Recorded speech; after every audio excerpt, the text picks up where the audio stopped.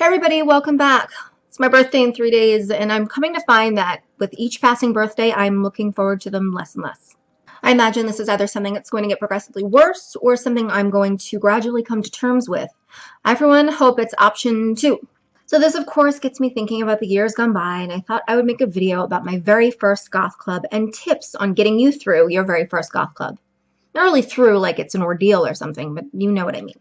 So it was 1994, and I was living on Long Island at the time. We had just moved back from Florida, and it was a club called either The Shop, Wonderama, Voodoo Lounge, or Caffeine, depending on which portion you were going to, because it was basically all of those names.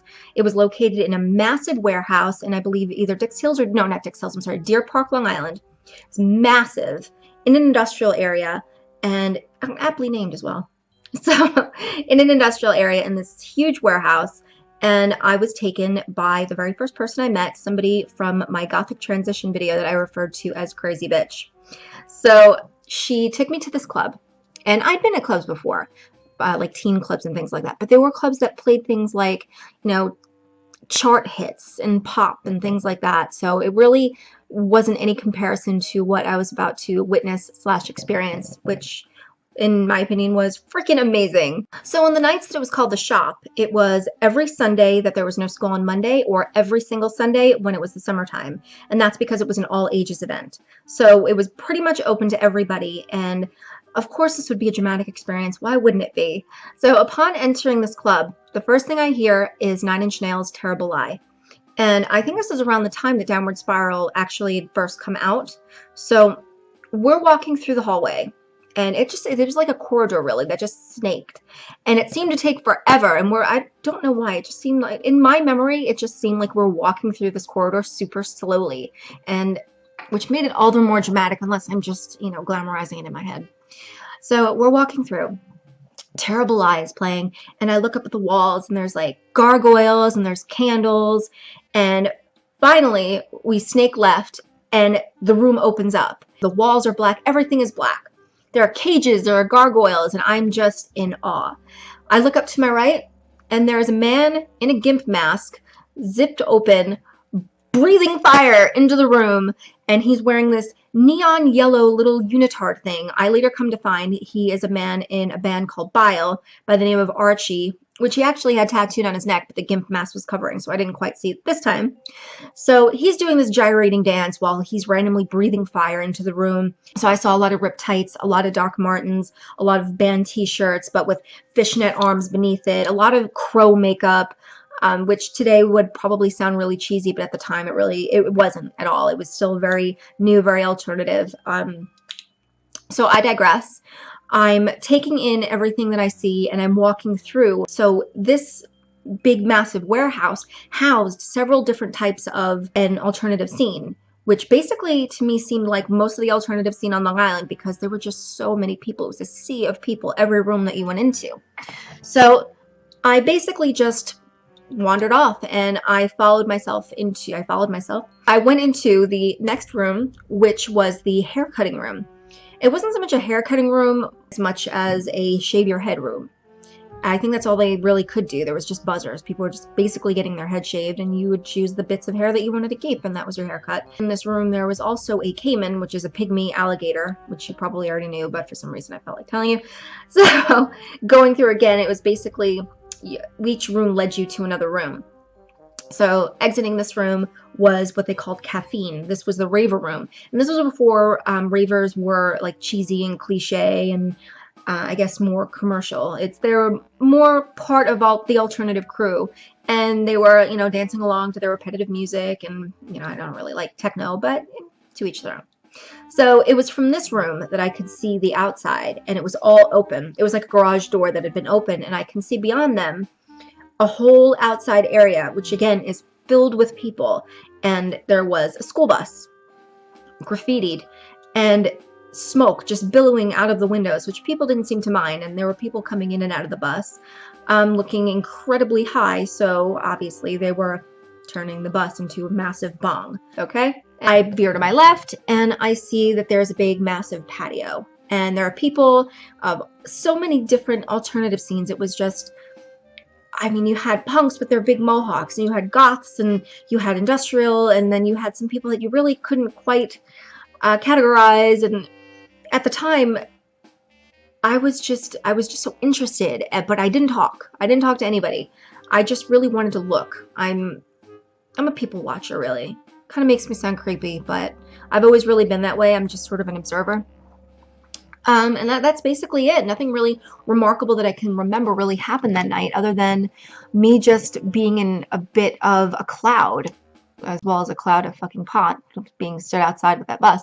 But just a overall cloud of mystery and awe, because this was something I'd never experienced before, and I was just very excited about it. And this was really the point that changed me. And it was at that point that I wanted to go to goth clubs every weekend. And all of my clothes, I just started ripping up, and I wanted to go out and find black dye, because the clothes that weren't black, I wanted to dye them black. And this, it was an interesting time for me. And I hope that your first time in a goth club is just as fun and intriguing.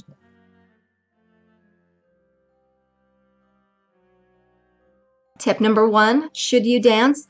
Do not judge your experience on your first dance, because you may have walked around in your Gothic platform boots. You may have even danced in them in your living room experimentally. But I promise you this, once your feet hit that dance floor, you are going to be like a newborn baby deer. That first dance is always the hardest. This is not something that ends after your first experience at the goth club. This is something that is ongoing. The first dance is basically like the first pancake of the batch. It's a fucking mess. But you throw that pancake away, and every single pancake after that is absolutely fine.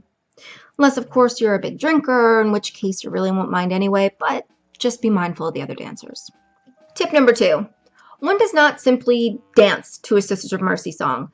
Their most popular song isn't exactly average length, so you're committing at least 10 minutes of your time to an intermediate cardio session. True story, I remember dancing to Lucretia My Reflection at a club called The Bank in New York City, and this was, I would say, 1998. I would say, yeah, it's about 18, so 1998. And as I'm dancing, there was a guy who exited the dance floor probably a couple minutes into the song. Never really thought much of it, other than the fact that a couple minutes later, he comes back with a bagel in hand and finishes the dance while he's eating his bagel. A few doors down from the club, there was this bagel place that basically all the patrons used to hit up at the end of the night and get their fix of New York City bagels, which were so good. But I guess this guy just couldn't wait. I used to get a sesame with cream cheese and thin slices of tomato with a Nantucket Nectar's mango and orange juice. They were good. Something we got used to very quickly is the fact that every now and again you'd get these random drunk groups of yuppies that would find their way into the goth clubs just to see what this goth thing was all about. And no one really cared that they were there until they took up valuable space on the dance floor. Dumbasses, tripping all over themselves, doing the Macarena while you're desperately trying to find a space to dance to the song you literally requested 2 hours ago. It happens. You just got to deal with it.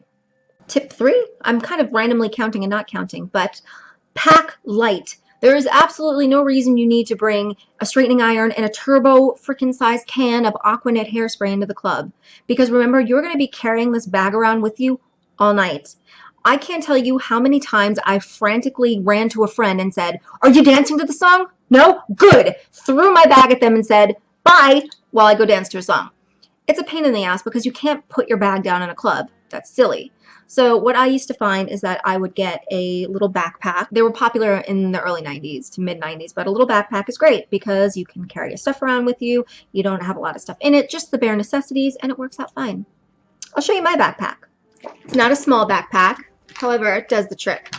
You're desperate for a dance? Just throw it on. And you're good to go. I think we're on 4. So nothing will make you more aware of the club's lighting situation quite like a trip back from the bathroom. For some reason, club patrons like to redesign the restroom to, I guess, take on the look of the restroom of a water park.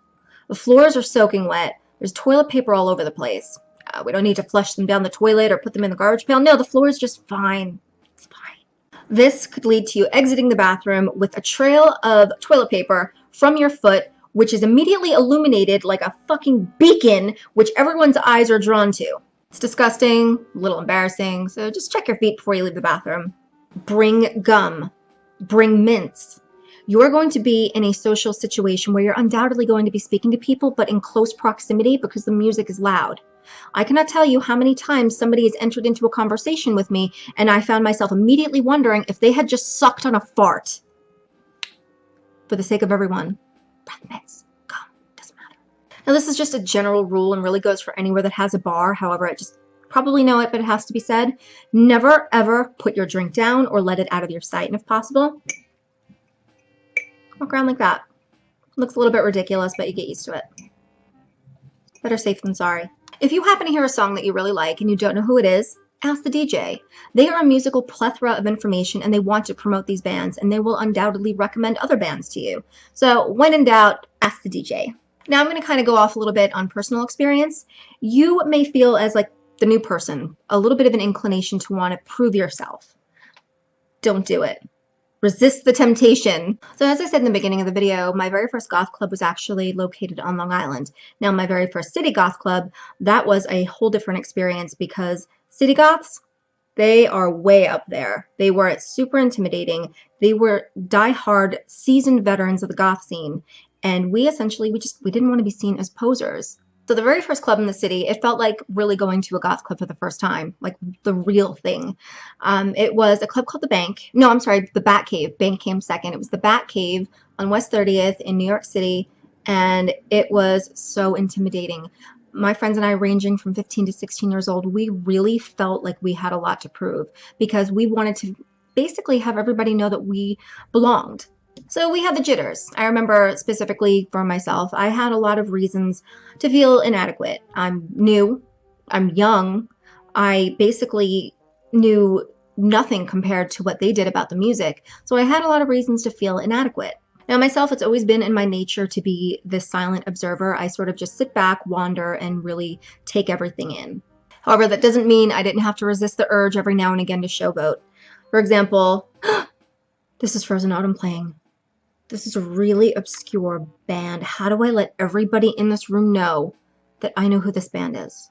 Some of my friends, on the other hand, took the approach of establishing themselves and looking back, acting very obnoxiously by way of acting out and letting themselves be known or recognized, bombarding the regulars with the whole history of whatever band happened to be playing at the time or the life story of Roz Williams. So I guess my final tip is try to suppress any urge you may feel to prove yourself because you don't have any less right to be there than anyone else does. There's nothing wrong with getting into an open discussion, but there's definitely a big difference between an open dialogue and shameless bragging. It comes off condescending and nobody likes a know-it-all. Just don't sweat everybody else's opinion of you. You're already making a good impression simply by showing up and just being yourself. Unless, of course, your true self happens to be an asshole.